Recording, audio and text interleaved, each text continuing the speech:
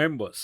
देखो market next week कैसा रह सकता है हम लोग डिटेल में डिस्कस करते हैं क्योंकि ऑलरेडी बहुत सारे कंपनीज के रिजल्ट आ चुके हैं और कौन सी कंपनी के स्ट्रॉन्ग रिजल्ट है वो मैं डिस्कस करने वाला हूं। तो आज थोड़ा फोकस कीजिएगा क्योंकि बहुत सारे लोग के क्वेश्चंस आते हैं कि सर कौन से तगड़ी कंपनी के तगड़े रिजल्ट है वो हम लोग आज डिस्कस करने वाले हैं। प्लस क्रूड ऑयल के बारे में, गोल्ड एंड सिल्वर और केन्स और क्यूपिड के रिजल्ट भी डिस्कस करेंगे। और हाँ, नेक्स्ट वीक में जो इवेंट्स है, इंडिया का इन्फ्लेशन, यूएस का इन्फ्लेशन डेटा और नए आईपीओस वो डिस्कस करेंगे। ठीक है, चलिए स्टार्ट करते हैं। देखो सबसे पहली बात करते हैं यहाँ पे निफ्टी का। निफ्टी ने देखो वीकली चार्ट पे बहुत बड़ी क्लोजिंग दी है। ये जो ट्रेंड फॉल का था ना, उसके बाद मार्केट प्योर साइडवेज मोमेंटम में था। ठीक है, ये साइडवेज मोमेंटम निफ्टी ने खत्म कर दी है। ठीक है, अब यहाँ पे एक बहुत छोटी पॉज कैंडल बनाई है विच से इसके ये एक ब्रेकआउट जोन है। ठीक है, अब मार्केट को अगर नेक्स्ट वीक में ऊपर जाना है तो प्योर गैप अप ओपन होने के चांसेस ज्यादा रखते हैं। अगर जाना है तो की बात है, अगर फॉल करना है तो फिर ब्रेकआउट फेलियर भी हो सकता है। तो आप सिर्फ ये समझो मंडे मार्केट कहाँ ओपन होता है, क्या गैप अप ओपन होता है? अगर हाँ, तो मार्केट ये ब्रेकआउट जोन है। ठीक है, और फिर अगला लेवल क्लियर कट 25,000 का आपको नेक्स्ट वीक में चार्ट में दिख सकता है। ठीक है, तो ये बहुत बड़ी डोजी कैंडल है जो क्लियर बता रही है कि मार्केट का ट्रेंड पॉजिटिव है और ब्रेकआउट हो चुका है। ठीक है, अब मतलब मगर मान लो कि अगर कुछ नेगेटिव न्यूज़ आती है, मार्केट ब्रेकआउट फेल हो जाता है, तो नीचे जो सपोर्ट दिखता है वो ये जो प्रीवियस वीक टू वीक का जो कैंडल है, ठीक है, 2 वीक पहले का कैंडल, उसका half of level is a support around 24,150, 24,200 यहाँ पे एक सपोर्ट बन जाता है। ठीक है, अगर ब्रेकआउट फेल होता है तो की बात है। क्लियर, और ब्रेकआउट फेल होने के लिए यहाँ पे निफ्टी को गैप डाउन ओपन होना पड़ेगा विच अराउंड 24,400। अगर ऐसा होता है तो फिर ब्रेकआउट फेल होने के चांसेस ज्यादा बढ़ जाते हैं। ठीक है, बाकी ब्रेकआउट है ये क्लियर चार्ट में दिख रहा है।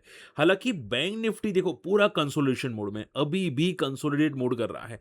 बैंक निफ्टी ने यहाँ पे एक ब्रेकआउट किया था जो आप देख रहे हैं यहाँ पे, एक डब्ल्यू पैटर्न का बहुत अच्छा ब्रेकआउट था और इसने ब्रेकआउट को रिटेस्ट किया। अब यहाँ पे कंसोलिडेट कर रहा है। ठीक है, बैंक निफ्टी बहुत अच्छा मूव कर सकता है इसके अबाउ विच अराउंड, मैं आपको लेवल्स बता देता हूं, अराउंड है 58,500 के आसपास का। ठीक है, ये अगर लेवल टूटा है तो बैंक निफ्टी बहुत तगड़ा ब्रेकआउट कर सकता है। तो अभी के लिए आप ये समझ के चलो यहाँ पे भी डोजी कैंडल है और ब्रेकआउट शायद मुझे लगता है कि निफ्टी के ये बड़े दिग्गज कर सकते हैं। ठीक है, चलिए बैंक निफ्टी के बड़े दिग्गज कर सकते हैं। आई होप ये क्लियर हो चुका है। अब देखो अगर हम लोग बात करें कि सर वीकेंड में कुछ होने वाला है क्या ट्रम्प का, ध्यान से सुनना। देखो ट्रम्प क्लियर कट बोल रहा है कि हम लोग ये कॉन्फ्लिक्ट को खत्म कर रहे हैं। ठीक है, और ये बहुत जल्द खत्म हो सकता है और ये बातचीत यहाँ पे ट्रम्प की होती हुई दिखाई दी है। इवन स्ट्रेट ऑफ हॉर्मुज़ को रीओपनिंग की बात की जा रही है। ठीक है, तो Iran Oman take talk advantage on a strait of Hormuz reopening, US expected deal soon. ये डील कभी भी हो सकती है। हालांकि एक नेगेटिव है जो मुझे काफी लोगों ने क्वेश्चन पूछा था मेरी कम्युनिटी के अंदर। अगर आप कम्युनिटी में नहीं है तो आप आ सकते हैं, हमारी लिंक से अकाउंट ओपन कर सकते हैं। बहुत सारे लोग हैं जो क्वेश्चन पूछते रहते हैं कि सर ये जो बिल है, ठीक है, कि रशिया से ऑयल खरीदने पे 100% का टैक्स लगेगा और वो बिल पास हो चुका है। ठीक है, यहाँ पे सेंक्शन हो चुका है। तो क्या ये बिल इंप्लीमेंट हो जाएगा? नहीं, देखो ऐसा नहीं है। अभी भी 2-4 लेवल्स होते हैं पास करने के लिए। ठीक है, भले वहाँ पे एक सेंक्शन एक एक साइड से हो गया है बट अभी भी उसको 2-3 लेवल पे पास करना पड़ता है, उसके बाद जाके इंप्लीमेंट होता है। ठीक है, और देखो ये सिर्फ इंडिया पे नहीं होगा, चाइना पे भी होगा। ठीक है, इंडिया चाइना के साथ होगा। तो देखते हैं यहाँ पे, अभी के लिए ज्यादा पैनिक की कोशिश मत करना। बैंक निफ्टी ब्रेकआउट मोड पे है। अगर होता भी है, इश्यूज आता भी है तो स्टॉक स्पेसिफिक होगा। तो आई डोंट थिंक अभी कोई ज़्यादा खतरे की बात है और कोई टेंशन लेने की बात है। हाँ, स्टॉक स्पेसिफिक कॉशियस रहना पड़ेगा अभी के लिए। ठीक है, चलिए अब देखो नेक्स्ट वीक में क्या-क्या इवेंट है वो सुन लो पहले। सबसे इंपॉर्टेंट इवेंट है वेडनेसडे को इंडिया का इन्फ्लेशन डेटा आ सकता है, जो माना जा रहा है यहाँ पे इन्फ्लेशन बढ़ के आ सकता है मंथ ऑन मंथ के अंदर 1% का बढ़ के आ सकता है इन्फ्लेशन, जो लास्ट मई के अंदर 0.75% था। यूएस इन्फ्लेशन डेटा भी आ सकते हैं वेडनेसडे को, जो वो भी यहाँ पे माफ कीजिएगा, वो यहाँ पे थोड़ा फॉल करके आ सकते हैं। ठीक है, देखो क्रूड ऑयल का प्रॉब्लम इंडिया में ज़्यादा है इंस्टेड ऑफ यूएस, तो वो शायद यहाँ पे यूएस का इन्फ्लेशन थोड़ा फॉल करके आ सकता है। ठीक है, तो ये डेटा पॉजिटिव हो गए, इंडिया का थोड़ा नेगेटिव होगा बट ऑलरेडी इंडिया मान के चला कि ये नेगेटिव आ सकता है। ठीक है, हमको फोकस करना है रिजल्ट इवेंट पे। देखो अपोलो हॉस्पिटल के नंबर्स पॉजिटिव आ सकते हैं, आईआरसीटीसी के स्टेबल आ सकते हैं, कोई ग्रोथ ज़्यादा नहीं दिखेगी। टाटा मोटर्स कमर्शियल व्हीकल के नंबर्स इंपॉर्टेंट सबसे रहने वाले हैं। ठीक है, वो कैसे आएंगे वो सबसे इंपॉर्टेंट रहेगा। एंड थर्सडे को यूके का जीडीपी डेटा, यूएस के इनिशियल जॉबलेस क्लेम्स और ये हर बार आ जाता है, देखो हर वीक कुछ ना कुछ आ जाता है, जॉबलेस डेटा, जॉबलेस क्लेम्स, ये हर वीक आ जाता है कुछ ना कुछ, ठीक है।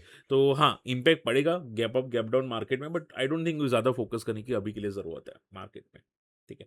आप सिर्फ फोकस करना है यहाँ पे यूके का जीडीपी ग्रोथ रेट और US producer price inflation data, ठीक है। इन्फ्लेशन वहाँ पे कितना बढ़ के आता है वो सबसे इंपॉर्टेंट रहता है, ठीक है। और हाँ, देखो एलजी के इलेक्ट्रॉनिक्स का जो लिस्टिंग हुआ था उसके बाद स्टॉक क्रैश हुआ था, तो उसके रिजल्ट्स बहुत इंपॉर्टेंट मैटर करते हैं, ठीक है। अनुमान तो देखो मैं अगर वन शॉट अनुमान करूँ ना तो ग्रोथ आनी चाहिए, ठीक है, बट देखते हैं यहाँ पे रिजल्ट कैसे आते हैं, ग्रोथ तो आनी चाहिए। ओके, इसके अलावा सबसे इंपॉर्टेंट बात देखो केन्स टेक्नोलॉजीज के साथ रिजल्ट कैसे हैं। देखो मैंने केन्स टेक्नोलॉजीज के रिजल्ट की स्टडी की, अगर मैं वन शॉट आंसर करूं, रिजल्ट्स अच्छे नहीं हैं। लास्ट ईयर के कंपेयर में प्रॉफिट बहुत तगड़ा क्रैश हुआ, अराउंड 24-25% का प्रॉफिट क्रैश है। 75 करोड़ से सीधा 56 करोड़ का प्रॉफिट आ चुका है। रेवेन्यू बड़ा है बट प्रॉफिट क्रैश हुआ है।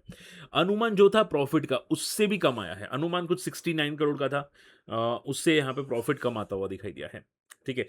इवन इनका जो मेन इशू है वो यहाँ पे इनकी परफॉर्मेंस पे है, बॉटम लाइन अंडर प्रेशर में है। हालांकि देखो इसकी ऑर्डर बुक 8,000 करोड़ की है, बट देखो मेन इशू ऑर्डर बुक में नहीं है। अगर आप देखोगे इनका रेवेन्यू बड़ा है ईयर टू ईयर बेसिस पे, इनका प्रॉब्लम एक ही है कि मार्जिन कॉन्ट्रैक्ट हो रहा है, ठीक है। और अगर आप देखोगे तो एक टाइम पे कंपनी का जो इंटरेस्ट था वो 29-28 करोड़ था एक क्वार्टर में, अभी 37 तक पहुंच चुका है। सो वो एक इशू है, ठीक है। All in all numbers little bit week side पे है, कमेंट्री एवरेज है, ठीक है। कोई खास पॉजिटिव कमेंट्री हम लोग नहीं बोल के चल सकते, ठीक है। अब चार्ट्स क्या बोल रहे हैं, देखो मोस्ट प्रोबेबली ये स्टॉक ऑलरेडी फैक्टर इन हो चुका है। आप यहाँ पे देखोगे तो लास्ट रिजल्ट के बाद स्टॉक क्रैश हुआ था, उसके बाद साइडवेज हो गया था। इसके पहले भी स्टॉक गैप डाउन ओपन हुआ था, फिर थोड़ा रिकवर किया था, और उसके पहले भी स्टॉक क्रैश हुआ था, ठीक है। तो मोस्टली ये स्टॉक रिएक्ट करता है रिजल्ट पे, बहुत तगड़ा रिएक्शंस करता है। अभी आपको ध्यान में क्या रखना है, ये जो अभी रिसेंटली क्रैश हुआ था रिजल्ट के टाइम में, वो लेवल टूटना नहीं चाहिए। अगर ये लेवल टूट जाता है ना, विच इज अराउंड 2800, तो ये तगड़ा ऑल फॉल करेगा, 2500 2400 तक ये जाने की कोशिश करेगा, ठीक है। उससे ज़्यादा अभी के लिए कह नहीं सकते, बट हाँ उतना जाने की कोशिश करेगा अगर लेवल टूटता है तो। आपको फोकस करने के सर क्या कंपनी खराब हो चुकी है, आंसर इज नो। देखो ऑर्डर बुक अभी भी अच्छी है, ठीक है।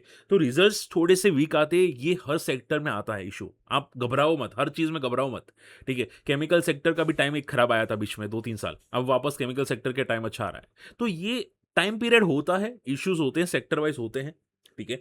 बिजनेस होता है, थोड़ा वॉलिटिलिटी आ जाती है, तो सेक्टर वाइज टाइम इश्यूज है। आपको लेवल्स को फोकस करना है, 4,400 का अगर एक बार लेवल टूट जाता है फिर ये ब्लू स्काई जोन में आने के लिए रेडी हो जाएगा केन्स टेक्नोलॉजीज, ठीक है। सो नंबर्स लिटिल बिट वीक है, कोई घबराने की वैसे ज्यादा जरूरत है नहीं। रही बात क्यूपिड की, देखो नंबर सीरियसली स्ट्रांग है, ठीक है। 15 करोड़ का प्रॉफिट सीधा 44 करोड़ का आया है, सेल्स में भी काफी अच्छा ग्रोथ है, ठीक है। बट प्रॉब्लम एक ही है कि ऑलरेडी ये स्टॉक रन कर चुका है 256 के पी पे, तो ये ट्रेड कर रहा है। वैल्यूएशंस बहुत ज्यादा महंगे हो चुके हैं क्यूपिड के, ठीक है। अब देखो हमेशा याद रखो कि बहुत सारे लोग मुझे क्वेश्चन पूछते रहते हैं कि सर अच्छा रिजल्ट आने के बाद भी क्यों क्रैश होता है स्टॉक, बीएससी आपने देखा होगा, बीएससी के अच्छे रिजल्ट आए थे तो भी क्रैश क्यों हुआ, तो भी फॉल क्यों किया, ठीक है। तो हमेशा याद रखो स्टॉक ऑलरेडी ज्यादा पहले चल जाता है, तो रिजल्ट आने के बाद जो लोग कूदते हैं ना स्टॉक पे और फंस जाते हैं, फिर सर्च करते हैं स्टॉक का वीडियो कि किसने क्या बोला, किसने क्या बोला, कोई ने नेगेटिव बोला चलो उसको छोड़ दो, किसने पॉजिटिव बोला उसको पकड़ो, उसके वीडियो को सब्सक्राइब करो, उसकी चैनल को शेयर करो, ठीक है, वो करते हैं, ठीक है भाई। एटलीस्ट सुना करो, काम आएगा। ये स्टॉक ऑलरेडी देखो वर्टिकल मोमेंटम में जा रहे हैं, ऑलरेडी बहुत ज्यादा स्ट्रेच है। यहाँ पे किसी ने पंप एंड डंप किया था, बट आई थिंक शायद वो बंदा बंदा पता नहीं क्या कि मूड में था, वो पंप एंड डंप किया, उसके बाद वापस एक अच्छी मोमेंटम आई और यहाँ पे हो सकते हैं वापस पंप एंड डंप करे। सो बी केयरफुल, कॉशियस रहना।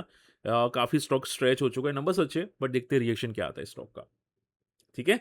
चलिए बात करते हैं यहाँ पे क्रूड ऑयल की एंड गोल्ड एंड सिल्वर की। देखो क्रूड ऑयल में वीकली चार्ट में प्योर पॉज कैंडल है, ठीक है, एक रेंज में है क्रूड ऑयल।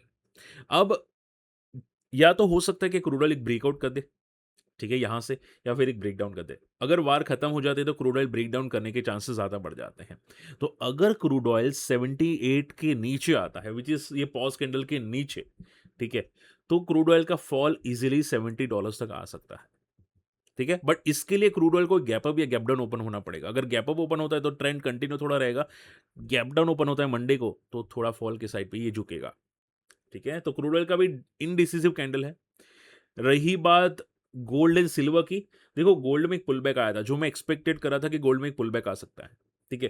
गोल्ड में ये एक बहुत बड़ा रेजिस्टेंस है 1,60,000 का, अगर ये ब्रेक करता है तो एक अच्छा खासा और मूव आएगा, वरना ये फेक ब्रेकआउट होगा, ठीक है? फेक मोमेंटम होगी। Clear? So be careful, gold के अंदर ऑलरेडी ज़्यादा मूव आ चुका है, स्ट्रेच हो चुका है। वैसे भी अगर यूएस डॉलर्स में बात करें तो 4,400 पे एक बहुत बड़ा रेजिस्टेंस है गोल्ड के अंदर, ठीक है? व्हिच इज़ अराउंड 100 पॉइंट्स और 2% के आसपास का एक रेजिस्टेंस है, सो बी केयरफुल। सिल्वर में भी एक रेजिस्टेंस है $70 के आसपास का, which is around 7 point up, so be careful. इसके ऊपर ही एक ब्रेकआउट होगा, बाकी ये जो भी पुल बैक कर रहा है वो फेक पुल बैक होगा, ठीक है? सिल्वर के अंदर हालाँकि हो सकता है नेक्स्ट वीक में एक डोजी कैंडल पॉजिटिव साइड पे दोनों बनाए। Gold and silver doji candle positive side पे यहाँ पे बना सकता है, ठीक है? चलिए, होप आज का वीडियो पसंद है, वीडियो शेयर करना, चैनल सब्सक्राइब कर लेना। अगर कम्युनिटी में आना चाहते हैं तो वीडियो के डिस्क्रिप्शन में अकाउंट ओपनिंग की लिंक है, आप जाके ज्वाइन कर सकते हैं। और नए आईपीओस का एक वीडियो रखा है, वो आप जाके देख लेना। रही बात दूसरे 2 नए आईपीओस की, मोबिलियो डायग्नोस्टिक, इसका एक वीडियो बना दूंगा, बट मुझे ये भी कंपनी अच्छी लग रही है। मोलबियो डायग्नोस्टिक बहुत अच्छी है। और मिल्की मिस्ट मैंने ज़्यादा देखा नहीं है, बट शिप रॉकेट थोड़ी पॉजिटिव लग रही है, वो भी सिर्फ लिस्टिंग के लिए। मैं इसका भी एक शॉर्ट या लॉन्ग वीडियो बना दूंगा, ठीक है? तो बहुत सारे आईपीओस आ रहे हैं, बट ज़्यादा आईपीओस में फोकस मत करना। एक तो ध्रुत, मोलबिलो डायग्नोस्टिक, मिल्क मिस्ट और शिप रॉकेट, इसके अलावा अभी कोई फोकस करने की ज़रूरत नहीं है, ठीक है? चलिए, मैं ऐसा तो अलग से अगर कुछ हुआ तो मैं बना दूंगा। अगर कोई मान लो एंकर बुक के ज़रिए बड़ा प्लेयर आता है तो मैं बना दूंगा वीडियो, ठीक है? और आपको देखो, सेक्टर की मैं बात कर रहा था कि कौन सा सेक्टर अच्छा है। अगर वो आपको देखना है कि कौन से सेक्टर में अच्छी परफॉर्मेंस आए, तो मैंने एक स्क्रीनर बनाया है, जहां पे जून क्वार्टर के रिजल्ट को मैंने कंपेयर किया है, ठीक है? तो आप देखोगे, हालांकि देखो इसमें कोई रिकमेंडेशन नहीं है, वो याद रखना। बट अगर आप ध्यान से देखोगे तो मैंने ऐसे स्टॉक चूज किए जिसके रिजल्ट्स में बहुत अच्छा ग्रोथ आया है, सेल्स में, इवन प्रॉफिट्स में। तो आप देखोगे Vardhman holdings, Finotex chemical, HFCL, Gandhar oil, Hindustan zinc, Oracle, ऐसे बहुत सारे नाम हैं, ठीक है? बट देखो, सभी कंपनीज फोकस करनी नहीं चाहिए, वन बाय वन स्टडी करो। ऐसी भी कंपनीज हो सकती है जो ऑलरेडी भाग चुकी है और बाद में अच्छे रिजल्ट्स आए, तो वो शायद क्रैश हो सकती है। तो ऐसी कंपनी ढूंढो जो भागी नहीं है बट बहुत अच्छे रिजल्ट है और पुल बैक किया है, जंप किया है, ठीक है? मोमेंटम आना स्टार्ट हुए चार्ट्स पे, वॉल्यूम्स देखना, वॉल्यूम्स और चार्ट्स पे मोमेंटम आना स्टार्ट हुए, ऐसी कंपनीज देखो, ठीक है? ऐसा हो तो स्क्रीनर मैं वीडियो के मैं नीचे टैग कर दूंगा। मिलते अगली वीडियो में,